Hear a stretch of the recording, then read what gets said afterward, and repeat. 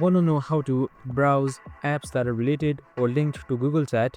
Well, no worries. In this video, I'm going to show you an easy step-by-step guide on how you can do it so that it can help you a lot in your workspace and various chat as well with your colleagues and even in your work. So let's get right into it. Now, first things first, just simply head towards chat.google.com and you should be under the home page right here in default.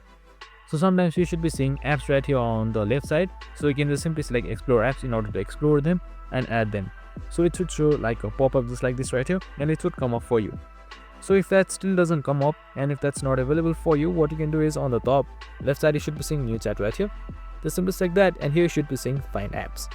So alternatively you can also select that and your apps should be shown right here, which would help with your workspace. So some of the featured apps are Zapier, GitHub, which is available for Google. So you can just simply scroll down and see Giphy, Aha, and much more. And that's it. I hope this video helped. If it did, make sure to like, subscribe, and tune in with us for more of these videos.